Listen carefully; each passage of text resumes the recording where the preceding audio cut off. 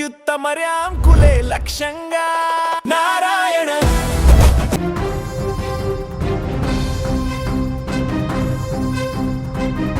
ప్రేమ పేరుతో దగ్గరై నమ్మించి ప్రాణాలు తీశాడు. కనిపించడం లేదంటూ పోలీసుల ముందు మొసలి కన్నీరు కార్చాడు. చివరికి శవాన్ని పక్క రాష్ట్రంలో పాతిపెట్టి మహా మోసం చేసిన ఆ రాక్షసుడి నిజస్వరూపం పట్టబయలైంది.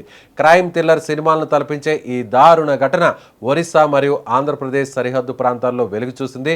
వినడానికి చదవడానికి కూడా వెన్నులో వణుకు పుట్టించే ఈ సంఘటన తాలూకు అత్యంత భయానక వివరాలు ఇలా ఉన్నాయి.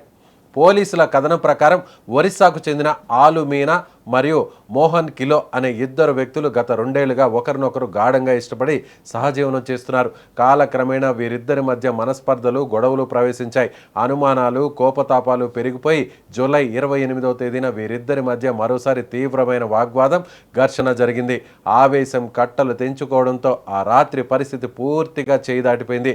మరుసటి రోజు 29వ తారీఖున మోహన్ కిలా కసి తీరా తన ప్రియురాల్నే హతమార్చేశాడు.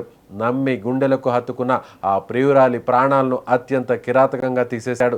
ఇక హత్య చేసిన తర్వాత ఎవరికి దొరికిపోకుండా ఉండేందుకు ఆ రాక్షసుడు ఒక అత్యంత భయానకమైన ప్లాన్ వేశాడు. ఒరిస్సాలో జరిగిన ఈ దారుణాన్ని ఎక్కడా బయటపడకుండా కప్పిపుచ్చేందుకు ప్రయత్నించాడు. ఎవరికి ఎలాంటి అనుమానం రాకుండా ఆలు మీనా మృతదేహాన్ని ఒరిస్సా నుంచి అత్యంత రహస్యంగా ఆంధ్రప్రదేశ్కు తరలించాడు.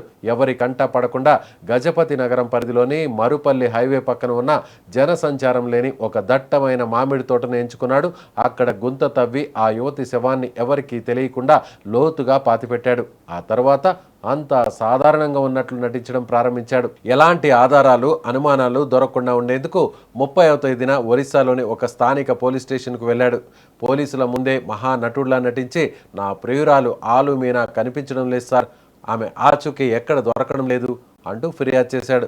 అమాయకుడు కన్నీరు మున్నీరు అవుతూ మిస్సింగ్ కేసు పెట్టాడు. పోలీసులు కూడా అతని మాటలు నమ్మి నిజంగానే అమ్మాయి కనిపించడం లేదని భావించి దర్యాప్తు ప్రారంభించారు. కానీ పాపం ఎప్పటికీ దాగదనే నిజం అక్కడ నిరూపితమైంది.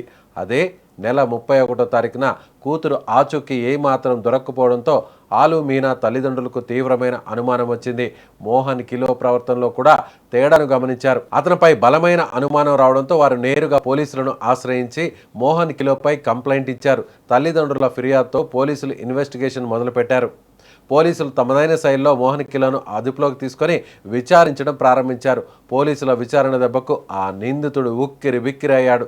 చివరకు తానే స్వయంగా హత్య చేశానని, ఆంధ్రప్రదేశ్లోని మామిడి తోటలో శవాన్ని పూడ్చిపెట్టానని పోలీసులు ఎదురుగా నేరాన్ని ఒప్పుకున్నాడు. అతను చెప్పిన నిజం విన్న పోలీసులు సైతం నివ్వెరపోయారు. ఒరిస్సా మరియు ఏపీ పోలీసులు సంయుక్తంగా రంగంలోకి దిగి గజపతి నగరం మరుపల్లి హైవే పక్కన ఉన్న ఆ మామిడి తోట ప్రాంతానికి చేరుకున్నారు. పోలీసుల సమక్షంలో ఆ ప్రాంతాన్ని తవ్వి పాతిపెట్టిన మృతదేహాన్ని బయటకు తీశారు. కుళ్ళిపోయిన ఆ మృతదేహాన్ని చూసి స్థానికులు తీవ్ర భయాందోళనకు గురయ్యారు. ప్రేమ పేరుతో నమ్మించి గొంతు కోసి శవాన్ని దాచిపెట్టి చివరకు పోలీసుల ముందే నాటకమాడిన ఈ ఘటన ఆ ప్రాంతంలో తీవ్ర సంచలనం సృష్టించింది. ప్రస్తుతం ఈ నయవంచక ప్రియుడిని పోలీసులు అరెస్టు చేశారు. ఆలస్యంగా వెలుగులోకి వచ్చిన ఈ ఘటన స్థానికంగా సంచలనంగా మారుతోంది. ఈరోజు ఒరిస్సా రాష్ట్రం Koraput district Simluguda police station inspector madam గారు మన గజపతి పోలీస్ స్టేషన్కి వచ్చి మన పోలీస్ అసిస్టెన్స్ కావాలని అడిగారు. అంతటా ఏం జరిగిందని అడగగా వాళ్ళ పోలీస్ స్టేషన్ పరిధిలో ఉన్నటువంటి అల్పినా గరుడ 22 సంవత్సరాలు అమ్మాయి బ్యూటీషియన్గా వర్క్ చేస్తూ గత 2 ఇయర్స్ నుంచి కూడా మోహన్ కిల్లో మన అతనితో సహజీవనం చేస్తూ ఉన్నది. సహజీవనం చేయడం వలన వాళ్ళిద్దరి మధ్య తేదీ 28/7/2020 గొడవ జరగడం వల్ల ఈయన మోహన్ కిల్లో అని అతను మేబీ చంపి ఉండి 29వ తారీఖున మన గజపతి నగరం లిమిట్స్, మరుపల్లి లిమిట్స్లో మామిడి తోటలో పాతిపెట్టడం జరిగింది.